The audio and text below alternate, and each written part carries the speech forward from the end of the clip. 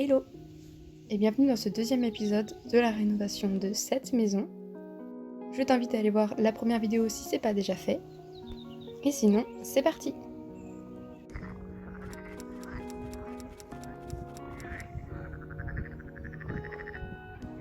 Le premier jour, on est arrivé assez tard, donc la nuit est arrivée très vite. On a quand même tenu à avancer, donc on a monté ce meuble. C'est un meuble de récupération, il manquait certaines pièces et il tient pas très droit. Mais ça reste un meuble d'appoint et pour le moment il nous aide beaucoup, particulièrement pour stocker nos vêtements. Voilà le résultat au matin. T'as sûrement remarqué que les portes sont pas droites, il manque un tiroir et une poignée et il n'y a pas de fond. Transition champignon. Ensuite on a désassemblé des palettes de récupération pour faire, devine quoi, un nouveau bac de plantation pour le potager.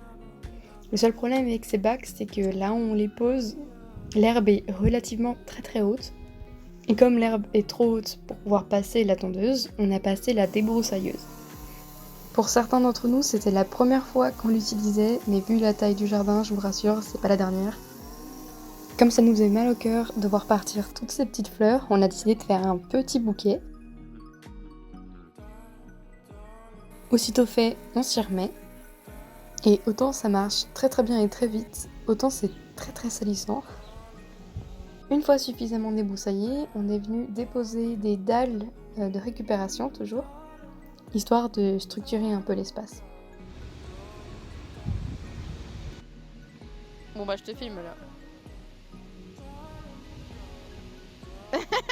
Tu veux que je mette ça dans la vidéo?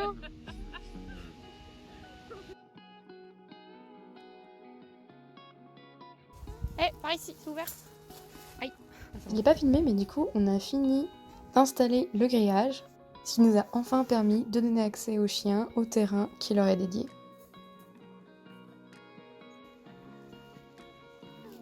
Pour celles et ceux qui se posent la question, ce sont des eurasiers. Ici, il s'agit du rideau thermique qui nous permet de dormir au chaud, mais dans lequel on avait aussi tendance à se prendre les pieds.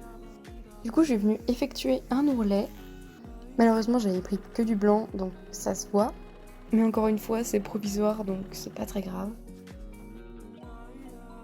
Voilà le résultat une fois l'ourlet fini. C'est pas très beau, mais c'est pratique. Puis j'ai fait la même chose avec les rideaux.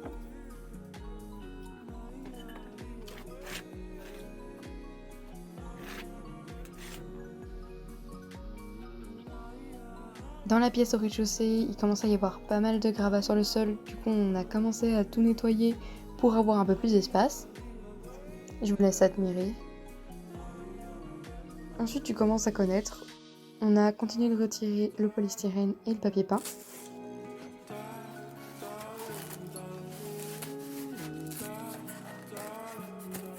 Et la couche de revêtement entre le polystyrène et les briques.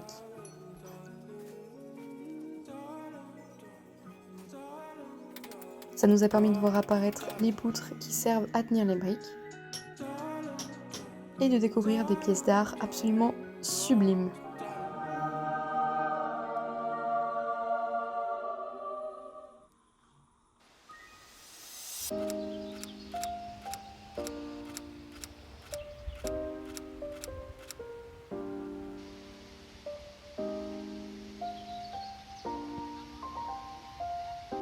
Dès le matin, on a commencé à s'attaquer aux murs de briques, l'idée étant de créer une pièce plus spacieuse, puisqu'on avait la certitude que ce mur n'est pas porteur. C'est assez satisfaisant parce que les briques, elles se détachent presque toutes seules. Ça donnerait presque envie d'avoir toujours un mur à côté de soi à démolir quand on s'ennuie.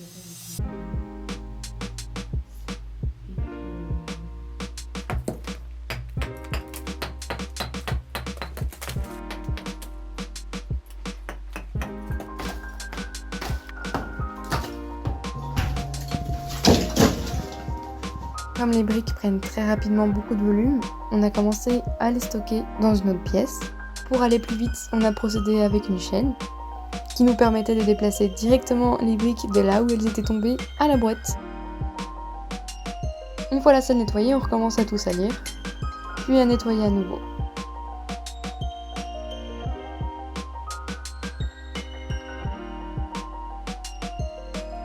Encore une fois, c'est une activité très salissante. Et comme je suis très douée pour ne pas montrer l'exemple, en fait j'allais allumer l'eau et j'ai vu ça. Je me suis pris un coup de marteau, je crois. Également, comme vous avez été nombreux à nous le conseiller en commentaire, quand on fait des travaux, il faut se protéger avec un masque et des lunettes. C'est des conseils qu'on a ensuite appliqués et franchement ça apporte tellement plus de confort. Donc voilà, et merci vraiment à tous pour tous vos retours. C'est très agréable à lire et c'est super encourageant.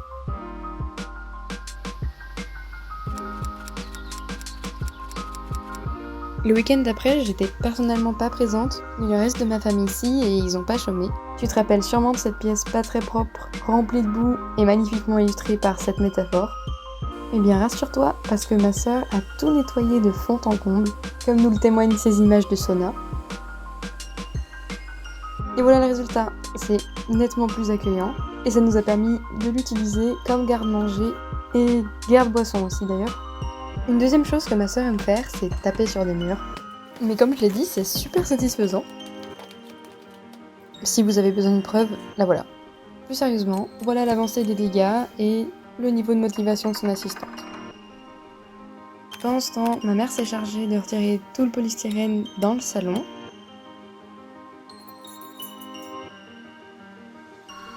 Ensuite, comme vous pouvez le voir, ma mère et ma sœur ont entrepris de détruire totalement le mur, c'est-à-dire de finir en fait ce qu'on avait commencé. Et je peux vous assurer qu'elles ont tout donné.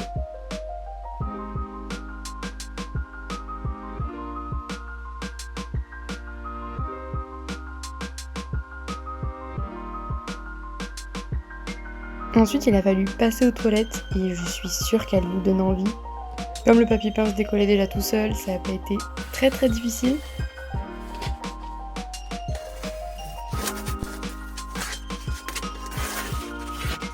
Idem pour la salle de bain.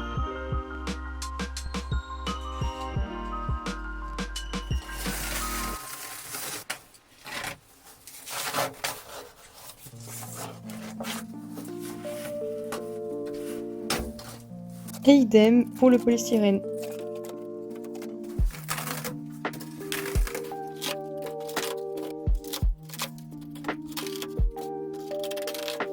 Pour finir, elles ont usé du broyeur pour faire de la place.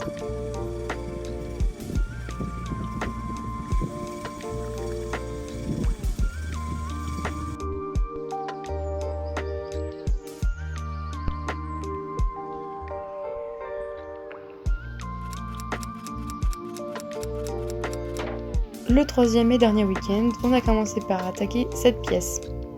C'était assez ridicule, il restait le bâti de porte mais plus de mur, donc on a commencé par ça.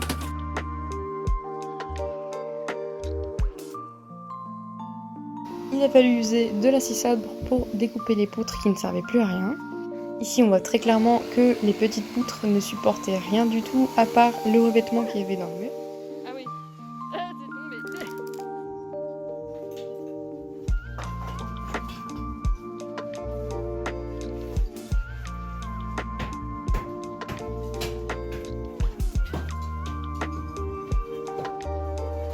Après ça, tout le monde retourne à ses activités, chacune s'occupe à sa façon, sauf elle.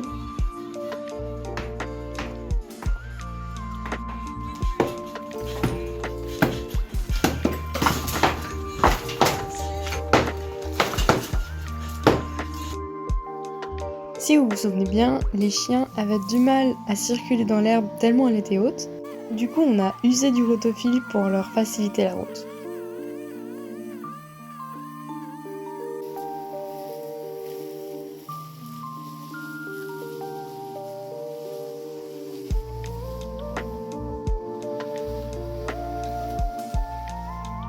Il nous restait pas mal de branches sur les bras, du coup on s'est aussi mis à les broyer.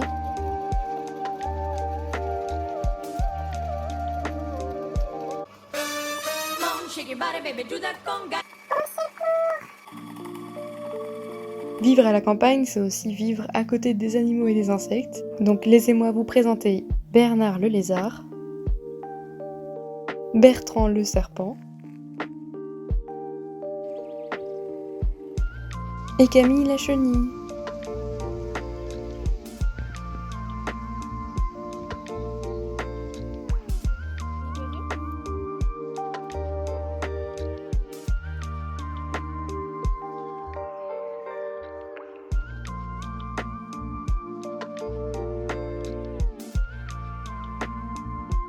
Une des dernières activités a été d'essayer de vider un maximum les gouttières.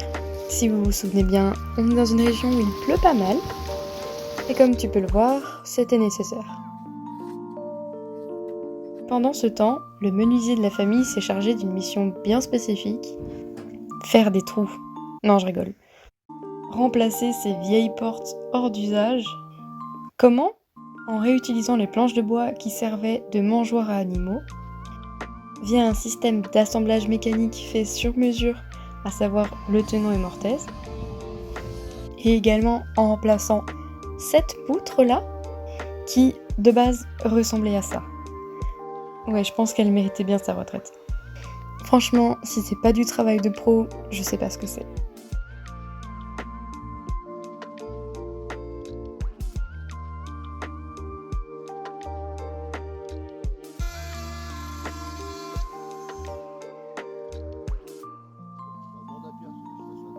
Ensuite, on a récupéré les vieilles pièces métalliques présentes sur l'ancienne porte pour pouvoir les installer sur la nouvelle. Et voilà, comme neuf.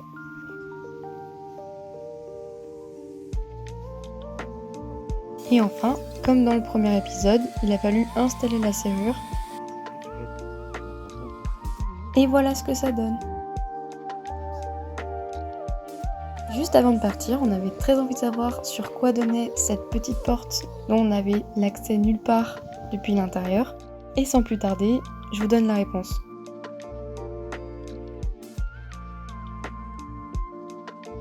Le nid de frelon, c'est un bonus. Et voilà, c'est tout pour cette vidéo. J'espère qu'elle vous a plu. Encore merci beaucoup pour votre soutien. Et en attendant la prochaine vidéo, prenez soin de vous. Bye!